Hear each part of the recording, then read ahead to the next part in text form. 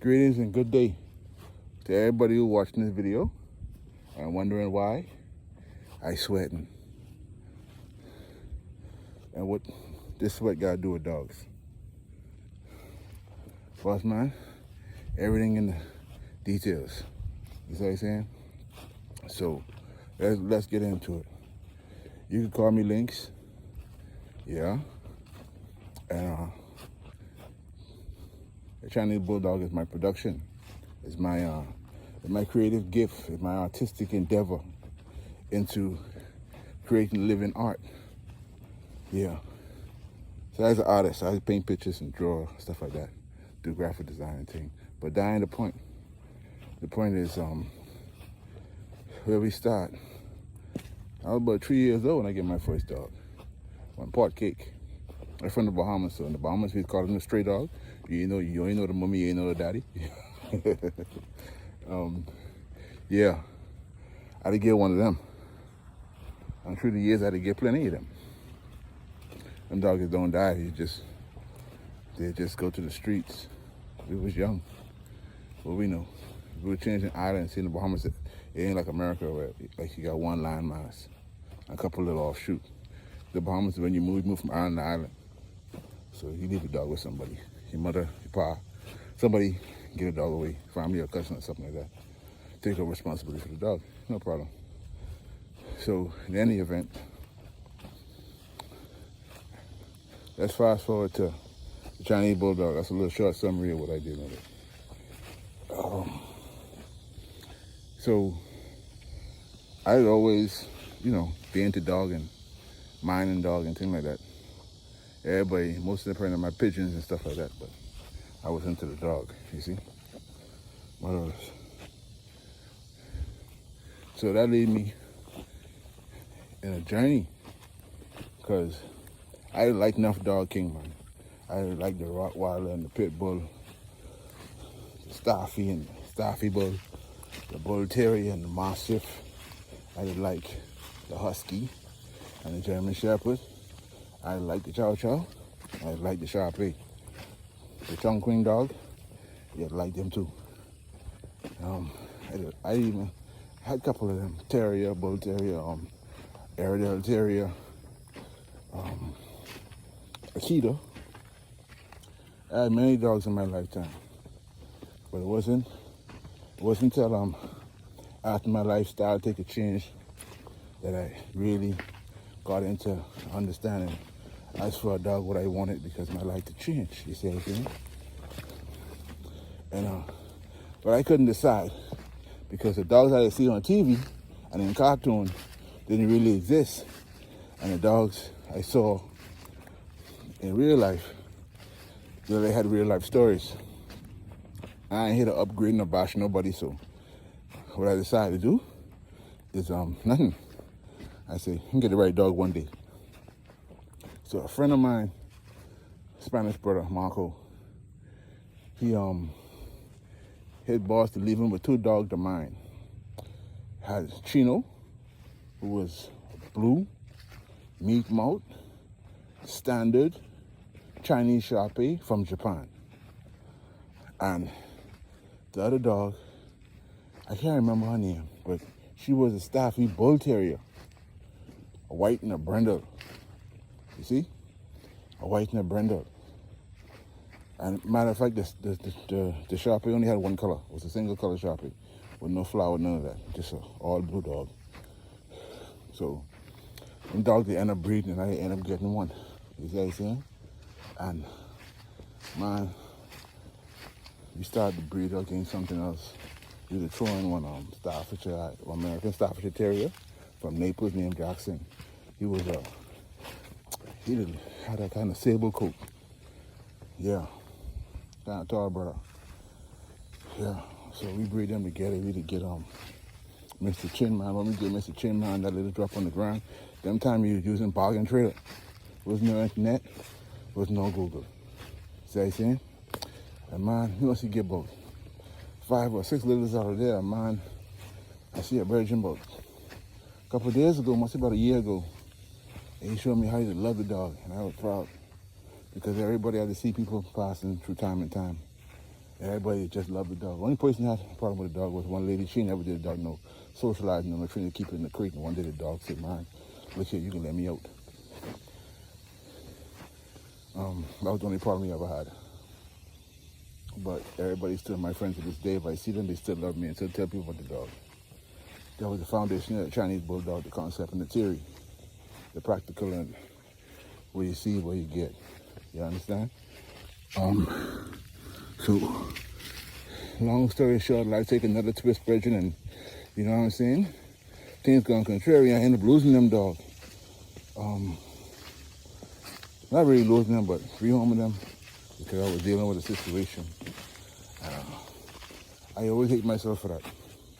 I always hate myself for putting myself in that situation. But guess what? When you're young and you're dumb, you don't understand. You can't feed dog from jail. Let's just put it like that. You can't feed dogs from jail. Stay out of trouble. So that's what I try to do. You see what I'm doing? So we end up getting one black Sharpie off for the Shenanigans bloodline. And we did get another one from Wrinkles them up in Daytona. Yeah. There was AKC and everything, man. I ain't gonna lie. Love them dogs. And I spent about 30 grand trying to take care of them dogs. But it was okay, but at the time I didn't know what happened to him. I guess he had a thing in the eye. And them time I was just kind of get really, really, really into the Sharpie. So I didn't really know. But he ended up snapping at my son, so guess what? He had to go. And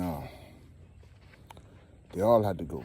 But he did breed to a dog from the Amitola bloodline.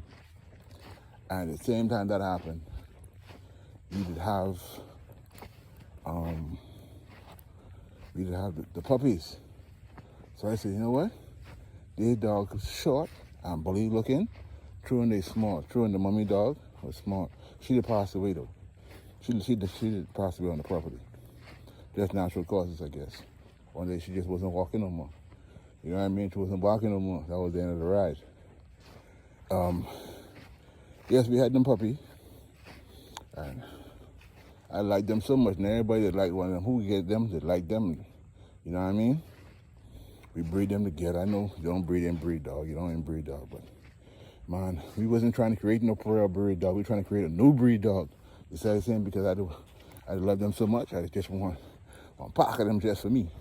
You know what I mean? One little 12 pack, a little 24 pack, you understand? And getting dead drunk off of the dog. You fall in love. Yeah, man. I fall in love with the dog, you see what I'm saying? But long story short, we did had the dog outside in the backyard. And it's 4th of July. I never heard about this before in my life. But when the fireworks start going off, the dog's going crazy. Come out the yard. Oh Lord, what happened? I lost my me and my daddy. You understand? Why they keep some puppies off of their litter the same way. They were still young, so they were still, wasn't going in the yard loose by themselves. Let's put it like that. And yeah, brethren. That was Bear and Mr. Blue. That was our foundation stock. That was all for the dogs that we breed, that we get from everybody else, and that's the way we were starting with them. King man, neighbor come run down the street, your dog loose, dread, your dog loose. I say, my doors. Run down the street, and just in time, my brother run him over with a truck. I know it's my brother because I know the truck, and watching him happen when he killed the dog.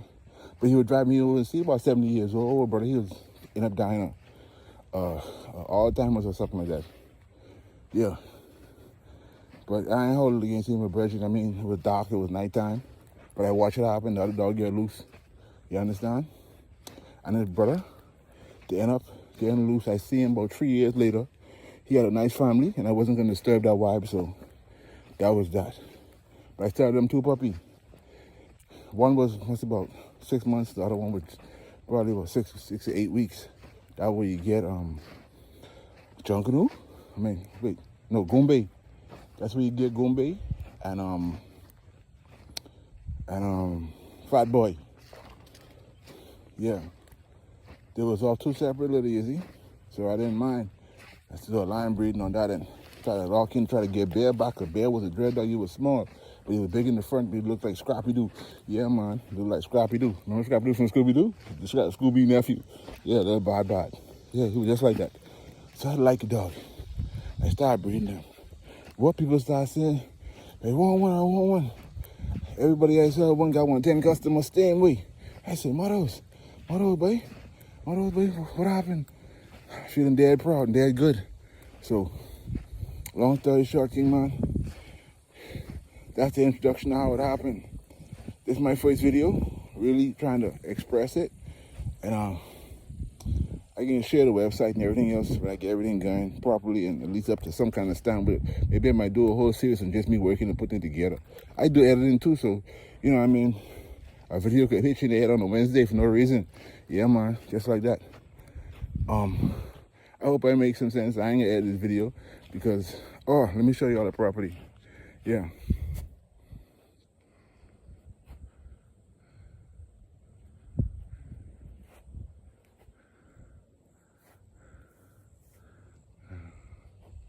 Yeah, this is the last cleanup day, waiting for the inspector to come, you see? When the inspector come, that's a done deal. Then we can go around here in the back and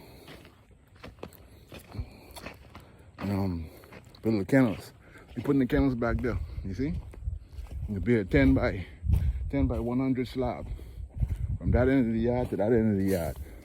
It's like 160 feet. We can do 100 feet of that in just solid concrete and get them down them a 5 by 10 run for their life. You know what I mean? With a little drainage in the back. Yeah, man. But see, we ain't cut down all that is property still. You see, but we ain't cutting down none of that because I want a barrier between the road and the dog. So that way, same time, the dog can't really, you feel me? The dog can't really be barking at every car that pass, you know? So, yeah, man. What we doing is simple. We can knock down a couple more trees and make sure they gotta go there in the way. That one I gotta go there in the way. But we don't get the bricks to create the pathway around the concrete, so that way I can walk back here when it rains and don't be too much vibing with no dirt and animals and things like that. I'm tired, boy. I ain't gonna lie. I just think to do this video, and I thank y'all for listening. This organic movement, you understand? What we're trying to show you is, what we're doing personally is we starting from the bottom, you see?